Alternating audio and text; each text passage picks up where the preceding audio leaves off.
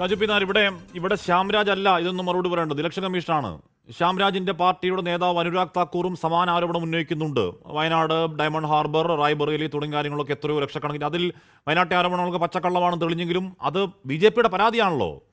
പാവം ശ്യാമരാജ് അദ്ദേഹത്തിന്റെ പാർട്ടിയുടെ നിലപാട് പറയാൻ വന്നിരിക്കുന്നുള്ളത്. അല്ലാതെ HIJK ABCD അച്ഛന്മാരുണ്ടോ ചോദിച്ചാൽ അച്ഛന്മാരില്ല. അതിന് മറുപടി ശ്യാമരാജിന് ഇല്ല എന്ന് പറയാൻ പറ്റാത്തതുകൊണ്ടാണ് അദ്ദേഹം അത് പറയാത്തത്. 65 ലക്ഷം വോട്ടർമാരെ വെട്ടിമാറ്റി. ആ വെട്ടിമാറ്റിയ വോട്ടർമാർക്ക് അതറിയാനുള്ള അവകാശമില്ലേ? എന്തുകൊണ്ടാണ് നിങ്ങൾ അത് പൂഴ്ത്തിവെച്ചത്? എന്തുകൊണ്ടാണ് സുപ്രീം കോടതിക്ക് അത് പറയേണ്ടി വന്നു, വടിയെടുക്കേണ്ടി വന്നു അത് പ്രസിദ്ധപ്പെടുത്താൻ എന്ന് ചോദിച്ചാൽ എന്ത് മറുപടി പറയാനാണ്? ശ്രീ രാജു പി നായർ മറുപടി ഇല്ലാത്തതുകൊണ്ടാണ് മറുപടി പറയാത്തത്. ഈ ഇലക്ഷൻ കമ്മീഷൻ അർഹിക്കുന്നത് സഹതാപമാണ്, എംപതി. രാജു പി നായർ അല്ല, ശ്യാംകുമാറിന്റെ ഇവിടുത്തെ മറുപടിയിൽ ആർക്കും എന്തെങ്കിലും അത്ഭുതമോ അല്ലെങ്കിൽ ചിരിയോ വരുന്നുണ്ടെങ്കിൽ അദ്ദേഹത്തിന്റെ നേതാവ് സംസ്ഥാന വൈസ് പ്രസിഡന്റ് മറുപടി ഒന്ന് കേട്ടാൽ മതി. അപ്പോൾ ആ സംശയം മാറിക്കോളും. അദ്ദേഹം സുരേഷ് ഗോപിയുടെ ഇരട്ട വോട്ടിനെ കുറിച്ച് ചോദിച്ചപ്പോൾ പറഞ്ഞത് 2 വോട്ടുണ്ടാവുന്നത് കുറ്റമൊന്നുമല്ല, അദ്ദേഹം 1 വോട്ടേ ചെയ്തുള്ളൂ, അത് അദ്ദേഹത്തിന്റെ മാന്യതയാണെന്നാണ് പറഞ്ഞത്. ഇല്ലേ? 2 വോട്ടുണ്ടാവുന്നത് കുറ്റമല്ല, അദ്ദേഹം 1 വോട്ടേ ചെയ്തുള്ളൂ, അത് അദ്ദേഹത്തിന്റെ മാന്യത എന്നാണ് പറയുന്നത്. അപ്പോൾ നരേന്ദ്രമോദിയുടെ പുതിയ ഇന്ത്യയിലെ ന്യൂ നോർമൽ ഇതാണ്. മനസ്സിലായില്ലേ? ഒരാൾ 2 വോട്ട് ചെയ്തില്ലെങ്കിൽ അയാൾക്ക് അവാർഡ് കൊടുക്കണം, അയാൾ മാന്യനാണെന്ന് നമ്മൾ അംഗീകരിക്കണം. അതാണ് അവസ്ഥ. അപ്പോൾ അതുകൊണ്ട് ശ്യാംകുമാറിൻ്റെ പ്രസ്താവനയൊക്കെ കോമഡി ആയിട്ട് തോന്നുന്നുണ്ടെങ്കിൽ അദ്ദേഹത്തിൻ്റെ നേതാക്കന്മാരുടെ അടുത്ത് കേട്ടാൽ മാത്രം മതി. ഇവിടെ പ്രശ്നം എന്താ? ഇവിടുത്തെ പ്രശ്നം, ഈ രാജ്യത്ത് ഇന്ന് ഇരട്ട നീതിയാണ് നടക്കുന്നത്. ഏറ്റവും വസ്തുതാപരമായി രാഹുൽ ഗാന്ധി ഒരു വോട്ടേഴ്സ് ലിസ്റ്റ് ഇവർ കൊടുത്തത് പഠിക്കാൻ കഴിയാത്ത, അത് ഉപേക്ഷിക്കപ്പെടും എന്ന് കരുതി കൊടുത്ത വോട്ടേഴ്സ് ലിസ്റ്റാണ്. അദ്ദേഹത്തോട് മറ്റേ ഈ വിവാഹമോചന കേസിൽ 1 ലക്ഷം രൂപ കൊടുക്കാൻ പറഞ്ഞാൽ 1 ലക്ഷം രൂപയുടെ 1 രൂപ നാണയത്തൊട്ടുകൾ കൊടുത്തിട്ട് എണ്ണിയെടുത്തോ എന്ന് പറയുമല്ലോ. എന്ന് പറഞ്ഞ പോലെ ഒരു സാധനം കൊണ്ടേ കൊടുത്തിട്ട് നീ പുഴുങ്ങി തിന്ന് എന്ന് പറഞ്ഞു കൊടുത്താണ്. പുള്ളി അത് പുഴുങ്ങും എന്ന് വിചാരിച്ചില്ല. അങ്ങനെ പുഴുങ്ങി അതിനകത്തുനിന്ന് കാര്യങ്ങൾ പറഞ്ഞു. ആ പറഞ്ഞ ഒരു കാര്യവും ഇന്നുവരെ തെരഞ്ഞെടുപ്പ് കമ്മീഷന് കള്ളമാണ് എന്ന് പറയാൻ കഴിഞ്ഞിട്ടില്ല. ഇപ്പം ഇവിടെ ശകുൻ റാണിയുടെ കാര്യം സൂചിപ്പിക്കേണ്ടേ. ശകുൻ റാണിയുടെ കാര്യത്തിൽ രാഹുൽ ഗാന്ധി പറഞ്ഞത് 2 വോട്ടുണ്ടെന്നാണ്. അവസാനം പുറത്തു വന്നപ്പോൾ 2 അല്ല 3 വോട്ടുണ്ടായിരുന്നു. അങ്ങ് പറഞ്ഞാൽ രാഹുൽ ഗാന്ധിക്ക് അവിടെ തെറ്റി, 3 വോട്ടുണ്ടായിരുന്നു. തെരഞ്ഞെടുപ്പ് കമ്മീഷൻ എന്താ പറയുന്നത്? അവർ 1 വോട്ടേ ചെയ്തുള്ളൂ, 2ാമത്തെ വോട്ട് ചെയ്തില്ല എന്ന് തെളിയിക്കേണ്ട ബാധ്യത ആർക്കാ? അത് തെളിയിക്കണമെങ്കിൽ 2 വോട്ട് ചെയ്തിട്ടുണ്ട് എന്ന് തെളിയിക്കണമെങ്കിൽ തെരഞ്ഞെടുപ്പ് കമ്മീഷൻ ആ വോട്ടിംഗ് ദിവസത്തെ ദൃശ്യം പുറത്തു വിടണം. CCTV ദൃശ്യം പുറത്തു വിടണം.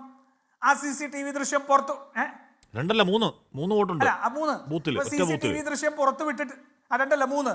അപ്പൊ CCTV ദൃശ്യം പുറത്തു വിടില്ല എന്നുള്ളതല്ലേ ഇവരുടേത്? അപ്പോൾ കള്ളത്തരമുണ്ട്. കള്ളത്തരം പഠിക്കണമെങ്കിൽ നിങ്ങൾ തെളിവ് കൊണ്ടുപോവാ. തെളിവ് എവിടെ? ഞങ്ങളുടെ കയ്യിലായിരിക്കുന്നത്, ഞങ്ങൾ തരൂല. ഇതല്ലേ ഇന്നത്തെ തെരഞ്ഞെടുപ്പ് കമ്മീഷന്റെ അവസ്ഥ? വളരെ കൃത്യമായിട്ട് ഇന്ന് രാജ്യത്ത് നിലനിൽക്കുന്ന അല്ലെങ്കിൽ ഈ ലോകത്തുള്ള സാങ്കേതിക വിദ്യ ഉപയോഗിച്ച് വളരെ കൃത്യമായിട്ട് ഒരു ഫോർമുല കൊടുത്താൽ അല്ലെങ്കിൽ ഒരൊറ്റ കോഡ് ക്രിയേറ്റ് ചെയ്താൽ ഈ രാജ്യത്തുള്ള ഇരട്ട വോട്ടുകളെല്ലാം കണ്ടുപിടിക്കാൻ സാധിക്കും.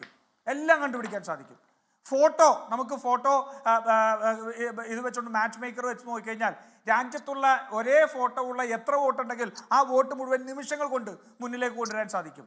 ഇത്തരത്തിലുള്ള വീട്ടുപേരുകൾ അല്ലെങ്കിൽ 0 വീട്ടു നമ്പറുകളായിട്ടുള്ളവർ മുഴുവൻ കണ്ടുപിടിക്കാൻ സാധിക്കും. തെരഞ്ഞെടുപ്പ് കമ്മീഷൻ എന്താ അത് ചെയ്യാത്തത്?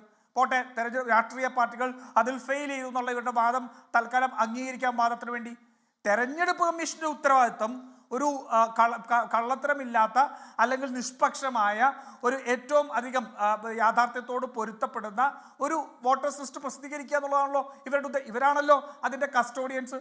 ഇവരുടെ സംവിധാനമാണല്ലോ ഇത് പ്രിപ്പയർ ചെയ്തത്. അപ്പം ഇവർ പ്രിപ്പയർ ചെയ്യുന്ന, ഇവർ കസ്റ്റോഡിയൻസ് ആയിട്ടുള്ള സംവിധാനത്തെ ഇവർ ശരിയാക്കില്ല. അപ്പോൾ അവിടെ എവിടെയെങ്കിലും പരാതി ഉന്നയിച്ചാൽ അത് മെഷീൻ റീഡബിൾ ഫോർമാറ്റ് പോലും കൊടുക്കൂല. എനിക്കറിയാൻ പാടില്ല അനുരാഗ് താക്കൂറിന് എങ്ങനെയാണ് 4 ദിവസം കൊണ്ട് 4 നിയോജക മണ്ഡലത്തിലെ ഫോർമാറ്റ് കിട്ടിയതെന്ന് നമുക്കറിയാൻ പാടില്ല. പറഞ്ഞത് മുഴുവൻ കള്ളത്തരമാണ്. എന്നാൽ പോലും ആ ഫോർമാറ്റ് എവിടെ നിന്ന് കിട്ടി? തെരഞ്ഞെടുപ്പ് കമ്മീഷൻ ചിലർക്ക് ഞാൻ പറഞ്ഞത് അത് കറക്റ്റ് ആണെങ്കിൽ, ഞാൻ പറഞ്ഞ അതിപ്പോ ഈ പറയുന്ന മെഷീൻ റീഡബിൾ ഡേറ്റ കൊടുത്ത് താക്കൂർ പറഞ്ഞതാണെങ്കിൽ വയനാടിനെ പറ്റിയൊക്കെ ഇങ്ങനെ ഇല്ല കഥ പറയുമോ? അതൊരു ഏകദേശം ഒരു ഐഡിയ നോക്കി ആകാശത്തേക്ക് വെടിവെച്ചതല്ലേ? അപ്പോൾ നിങ്ങൾ ഇല്ലാത്ത ആരോപണം പറയരുത്. ഹാഷ്മി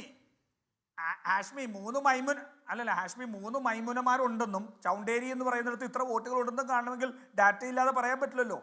3 മൈമുനമാരുള്ളത് 3 പേരാണെന്നുള്ള തെളിയിക്കപ്പെട്ടു എന്നുള്ളത് പിന്നീടാണ്.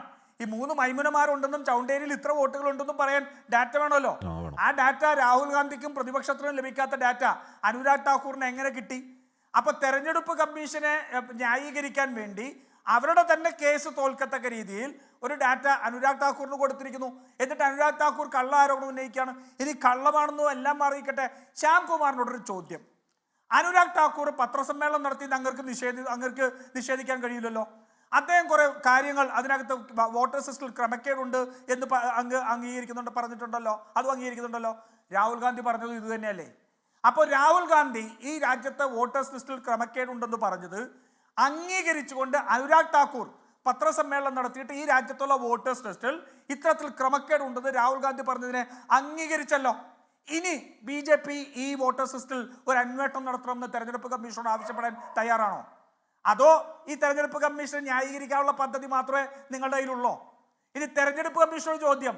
കള്ളത്തരം വിളിച്ചു പറഞ്ഞു. മൈമുനമാർക്ക് 3 പേർക്ക് യഥാർത്ഥ മൈമുനമാരുള്ളത് കള്ളൻ വോട്ടർമാരാണെന്ന് പറഞ്ഞു. ആ ചൗണ്ടേരിക്കുന്നിലുള്ളതെല്ലാം ഒരു വീട്ടിൽ ചേർത്തിരിക്കുന്ന അനധികൃതമായിട്ടുള്ള വോട്ടുകളാന്ന് പറഞ്ഞു. തെരഞ്ഞെടുപ്പ് കമ്മീഷന്റെ വിശ്വാസ്യതയെ ചോദ്യം ചെയ്ത അനുരാഗ് താക്കൂറിനെതിരെ അഫിഡവിറ്റ് കൊണ്ടുവരാനോ അല്ലെങ്കിൽ കേസെടുക്കാനോ അല്ലെങ്കിൽ മാപ്പ് പറയാൻ തെരഞ്ഞെടുപ്പ് കമ്മീഷൻ തയ്യാറാണോ?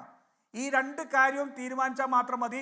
ജ്ഞാനേഷ് കുമാർ നമ്മുടെ നികുതി പണം കൊടുത്ത് AC-യും ലൈറ്റ് ഇട്ടിരിക്കുന്ന ആ കെട്ടിടത്തിൽ നിന്ന് ഇറങ്ങിയിട്ട് BJPയുടെ ഓഫീസിൽ പോയി ക്ലർക്കിന്റെ പണിയെടുക്കണം. മറ്റ് 2 തെരഞ്ഞെടുപ്പ് കമ്മീഷണർമാർ വേണ്ട തൂക്കാൻ കൂടി ഏൽപ്പിച്ചു അവിടുത്തെ. മനസ്സിലായില്ലേ? BJPയുടെ B ടീമായി മാറിയിരിക്കുകയാണ്. രാജ്യത്തെ തെരഞ്ഞെടുപ്പുകൾ അട്ടിമറിച്ച് BJPയെ വിജയിപ്പിക്കുന്നതിന് വേണ്ടിയിട്ടുള്ള ഒരു തെരഞ്ഞെടുപ്പ് കമ്മീഷനായിട്ട് മാറിയിരിക്കുകയാണ്. രാജ്യത്തിന്റെ പ്രധാനമന്ത്രി വ്യാജ വോട്ടുകളുടെ പ്രധാനമന്ത്രി അയാളാണ്. ഞങ്ങൾ ചോദിച്ചല്ലോ, വാരണാസിയിലെ വോട്ടേഴ്സ് ലിസ്റ്റിന്റെ ഈ വോട്ടേഴ്സ് ലിസ്റ്റ് തന്നാൽ നരേന്ദ്രമോദി ജയിച്ചിട്ടില്ല എന്ന് തെളിയിക്കാം എന്ന് പറഞ്ഞല്ലോ കോൺഗ്രസ്, ഇല്ലേ? ഈ രാജ്യത്തിന്റെ പ്രധാനമന്ത്രി അദ്ദേഹത്തിന് ആത്മാർത്ഥത ഉണ്ടെങ്കിൽ, സത്യസന്ധത ഉണ്ടെങ്കിൽ, താൻ ജയിച്ചത് കള്ളവോട്ടിലൂടെ അല്ല എന്ന് 100% വിശ്വാസമുണ്ടെങ്കിൽ ഇന്ത്യയുടെ പ്രധാനമന്ത്രി പറയണ്ടേ തെരഞ്ഞെടുപ്പ് കമ്മീഷനോട് ആ വോട്ടേഴ്സ് ലിസ്റ്റ് എടുത്തു കൊടുക്ക്? ഈ രാജ്യത്തെ ഭരണഘടനാ സ്ഥാപനമായിട്ടുള്ള പ്രധാനമന്ത്രിയും അവിശ്വാസം രേഖപ്പെടുത്തിയിരിക്കുകയാണ്. അതുപോലെ തന്നെ ഇലക്ഷൻ കമ്മീഷനിലും അവിശ്വാസം രേഖപ്പെടുത്തിയിരിക്കുന്നു. ഞാൻ യഥാർത്ഥ വോട്ട് കൊണ്ടാണ് ജയിച്ചത് എന്ന് തെളിയിക്കേണ്ട ബാധ്യത എനിക്കുണ്ട്. നിങ്ങൾ ആ വോട്ടേഴ്സ് ലിസ്റ്റ് കൊടുക്കാൻ പക്ഷേ അപ്പം അല്ലല്ലേ വാരണാസിയിലെ അമ്മമാരും പെങ്ങന്മാരും അങ്ങനെയാണെങ്കിൽ വാരണാസിയിലെ അമ്മമാരുടെയും പെങ്ങന്മാരുടെയും ഈ പറയുന്ന പ്രൈവസി പ്രശ്നം ഉണ്ടല്ലോ, CCTV കൊടുത്തു, അങ്ങനെ പ്രശ്നം അവിടെ ഉണ്ട്. ഞാൻ എത്താൻ രാജു